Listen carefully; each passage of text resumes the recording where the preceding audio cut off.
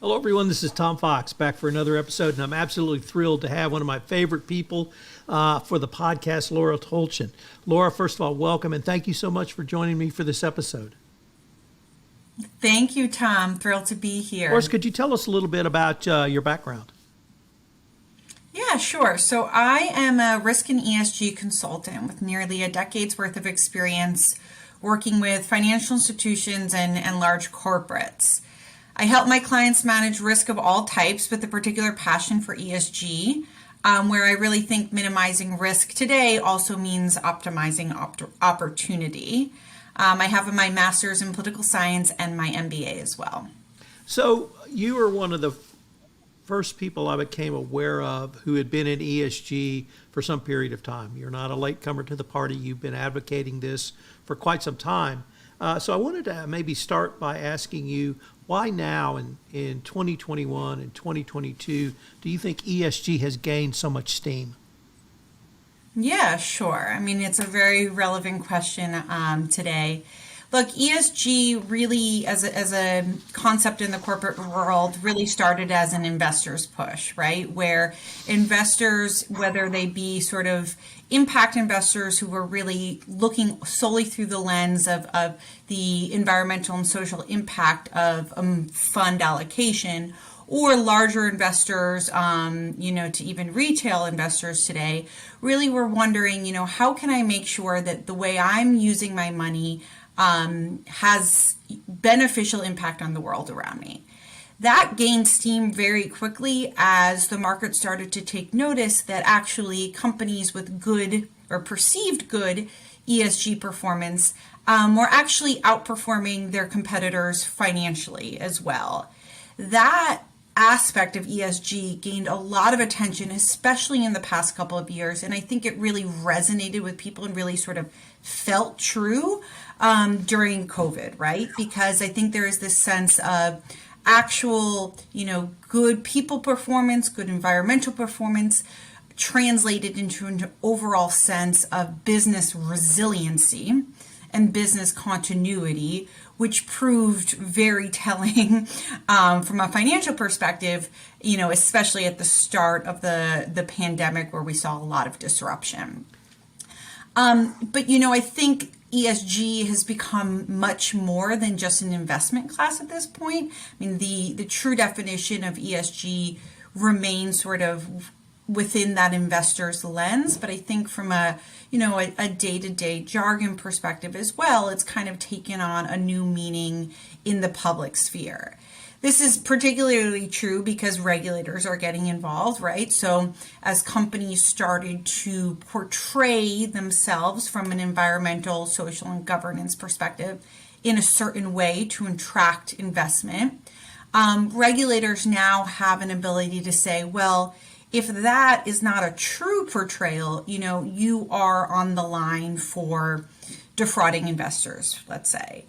And so that regulatory involvement, which we've seen a big pickup in the past couple of years, is really taking ESG to a whole new place.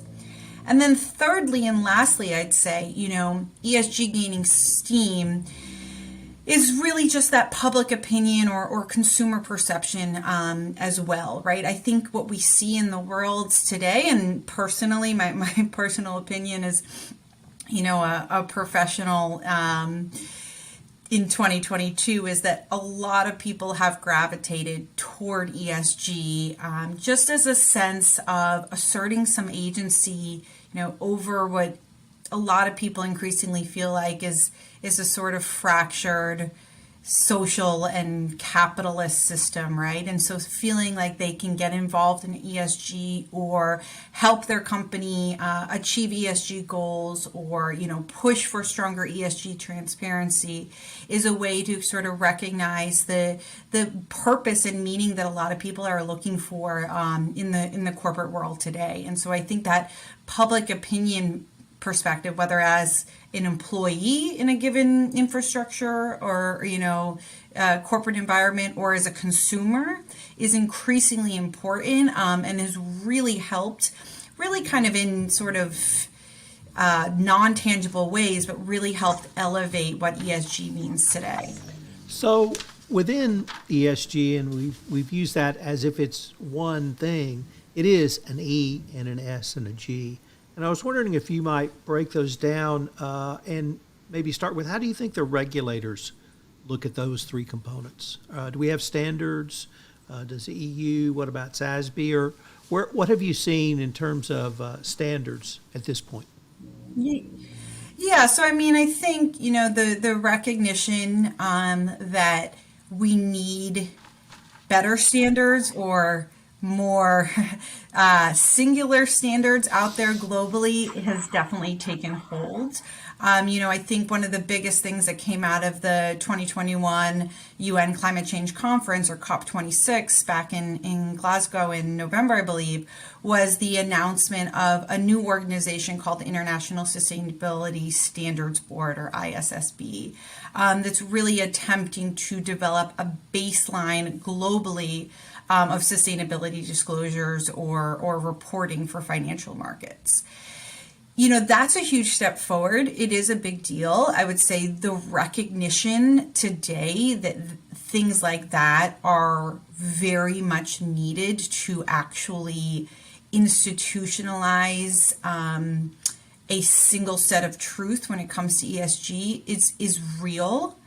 I think we're still largely living with that quote unquote alphabet soup of different regulatory and voluntary reporting and disclosure standards. So we're really not quite there yet. The ISSB, for example, which was announced at the UN conference, it doesn't really have regulatory buy-in quite yet. And so we're still looking at a kind of a hodgepodge of different standards, most of which are voluntary. And then when we do see increasing regulatory involvement, like we've seen recently in the EU, it's sort of jurisdictional specific, right? And so we're still kind of in this space where companies and consumers don't necessarily have, and investors, of course, don't necessarily have a single metric by which they can say, this is a good ESG performer or this is not. And part of that is also just complicated by the fact that we've got these rating agencies out there, all of which have their own proprietary methodology that sometimes are somewhat discrepant when you look at the output, right? You might have a single company being rated very high from an ESG perspective by one ratings agency, and then not quite so high by another. And then on top of that, many companies themselves have their own proprietary way of measuring ESG or speaking about ESG. Same with investment companies as well. So, I think we're making progress. We're moving towards standardization. There's certainly real recognition that it's necessary. But I really do think that until we get some sort of, regulatory standardization in this space, we're still kind of in this place where ESG can mean different things to different people, depending on how it's being reported or disclosed.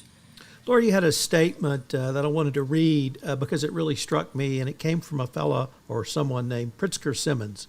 And it said, quote, ratings are fine, but it's a place to start. That's where you start the conversation. Right. Being an impact investor means you have to look under the hood of what those ratings mean. I was wondering, one, is, in your opinion, is that a fair assessment? And if so, how do you counsel investor groups or even individual shareholders that might be people like us to look under the hood? Yeah, look, I do think it's a fair statement, right? Just like to a certain extent. And just like when we look at financials that a company discloses, right? You can't just take every single line item as, the ultimate insight into how that company is doing. There's a whole, huge industry out there of people that pour through those things and do analysis and combine it with different data inputs and so on. And I think the same can and eventually will be able to be said true about ESG, right? So, we do have a pretty standardized system for financial reporting, but again, you still need some level of interpretation or analysis. And I think that, that's kind of what that statement is alluding to, right? There's always going to be a level of required, extra effort to see, okay, what does this actually mean for me or my perspective as an institutional investor or a retail investor? It might be different than yours, and so on. Today, I think the issue is, though, that looking under that hood is difficult, right? And so from a financial reporting perspective, there are tons of tools out there. There is a level of transparency that can be achieved that can say, oh yeah, I'm interested in how company XYZ did last quarter. There's tons of resources out there that let me kind of give me that toolkit to, go into the car and go look under the hood and play around. I think what we're lacking a little bit in the ESG space is that toolkit is not widely available. There might be different tools in it depending on whose kit it is, and so on. And so just making sure that, at least when I look under the hood, I'm seeing the same thing you are, and have the same tools available as you do. I think that's where we need to get to. But I do agree that, just like other types of reporting, there will always be an element of sort of analysis or interpretation required.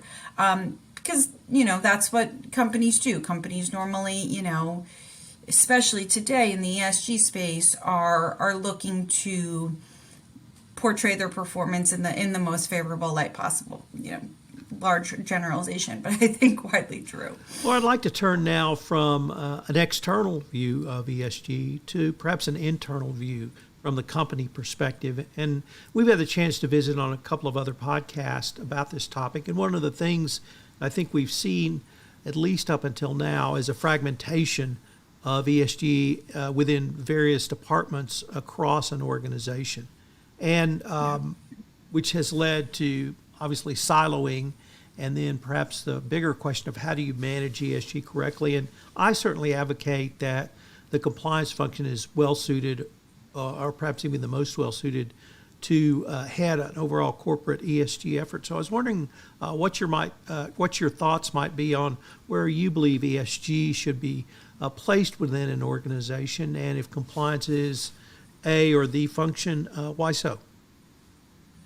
Yeah, sure. No, look, Tom, I totally agree. It's certainly a leading function, I would say, in managing ESG risk today, and it should be if it's not across the board. I do think it's important to recognize that it's ESG is not going to be a one-size-fits-all program, and we will continue to see variations in how it's managed organizationally, across different industries and even within industries. But I would 100% agree that compliance needs to play a leading role in managing ESG risk, just kind of like it does in other areas of risk, right? So I think that sort of role and set of responsibilities is very clearly delineated, and can and should be replicated, right? So if we look at other areas of risk, let's say financial crime risk, it's very clear that, if you're thinking about a financial institution, for example, the front line needs to own that risk, and then compliance is there to enforce it, oversee, provide, guidance from a center of excellence perspective, test, audit, et cetera, mitigate and where necessary. And I think that same thing can be said from an ESG perspective. Compliance playing that similar role as sort of that crucial second line.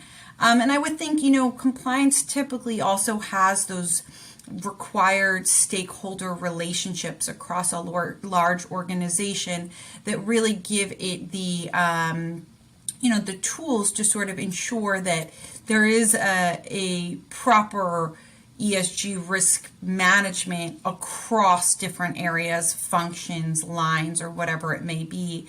And that stakeholder engagement is really important.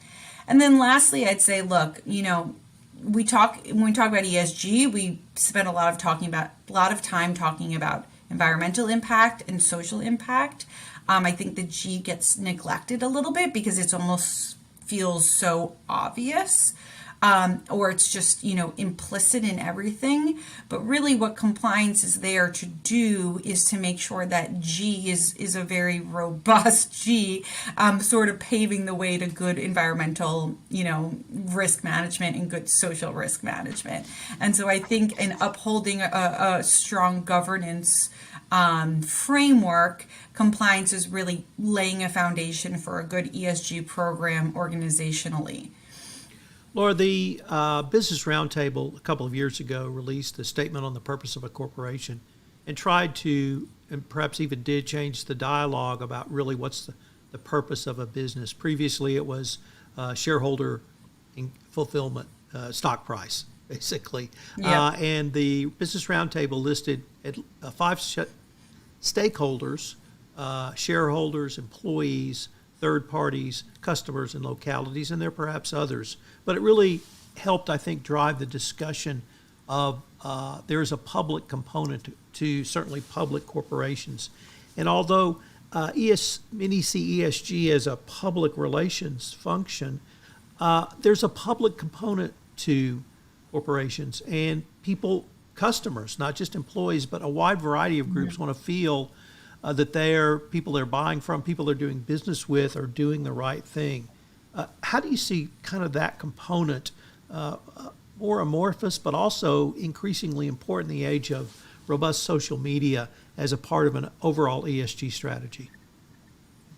Yeah, absolutely. Look, I think it's a very important one, and whether you call it ESG, whether you call it reputational risk, it's real. I think the jargon there is changing, and that's fine.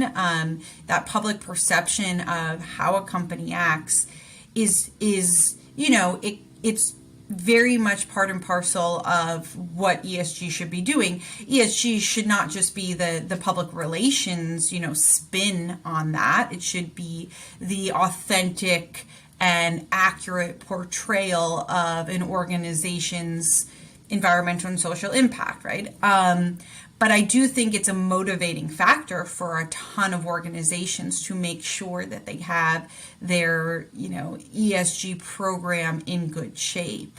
I think, frankly, I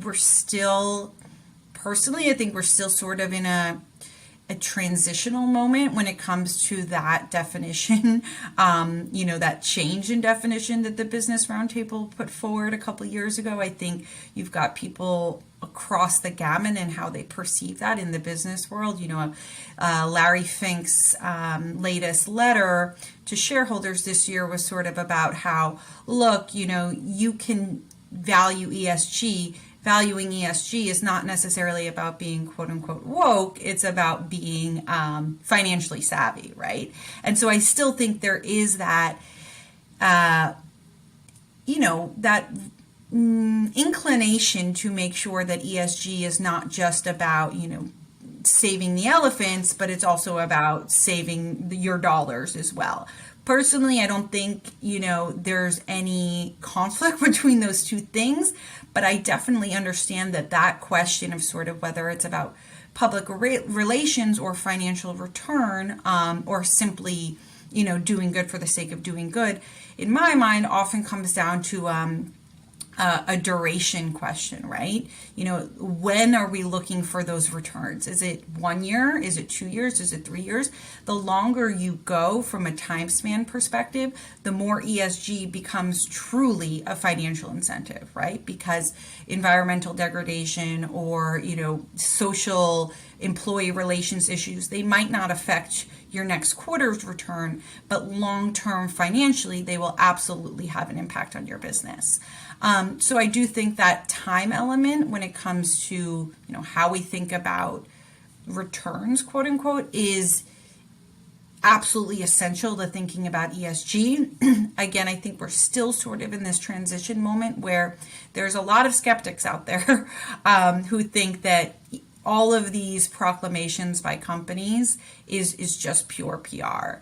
And so I think, we'll see how it shakes out in the next couple of years. I think the regulators will have a huge role to play in sort of maintaining authenticity when it comes to ESG.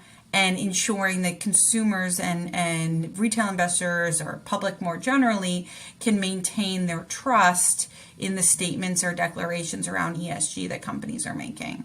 Laura, you touched on a subject that I think, or for me, has been the biggest driver in the change in the focus in ESG, and I see it much more now as business driven. You mentioned the Larry Fink letter, but it's much broader than that. It is shareholders are asking for it, other stakeholders are asking for it, but it's banks are asking for it. Private equity companies are asking for information.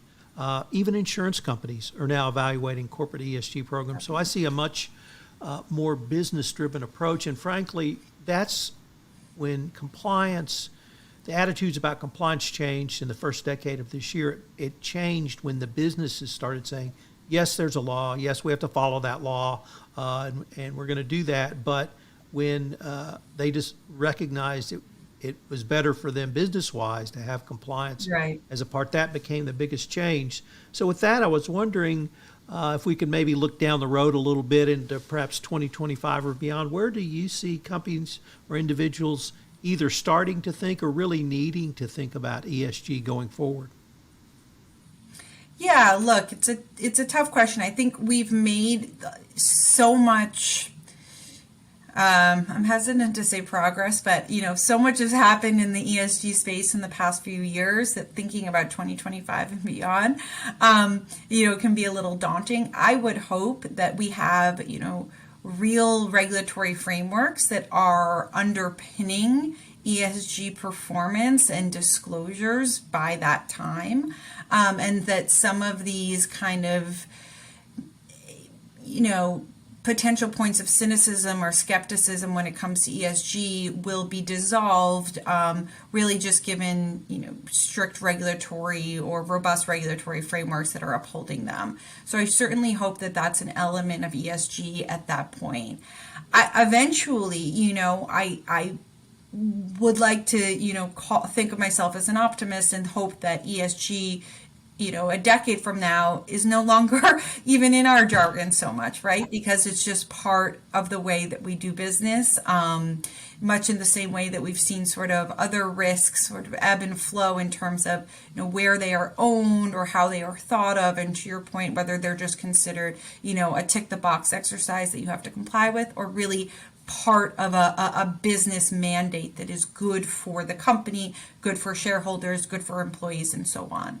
So, I think an element of that is to be very frank, the sort of rapid pace that we're seeing environmental change happen, and an increasing recognition that we need to keep up from a, corporate social responsibility, private sector and public sector perspective in adapting and changing in reaction to some of the more disastrous or catastrophic effects of global warming that are honestly becoming, more and more apparent to people on just a lived basis. And so I do think that will ultimately be the number one imperative, right? As global warming gets worse and we see the effects more visibly, people will begin to realize that there's really no choice but to act in ways that minimize damage on the environment and on the societies around us as well. So Laura, unfortunately, we're near the end of our time for this episode, but I wanted to thank you again. It's always a great pleasure for me to be able to visit with you, and I know our audience enjoyed it. So I look forward to continuing this conversation. Me too, Tom. Thank you so much. Always a pleasure to be here.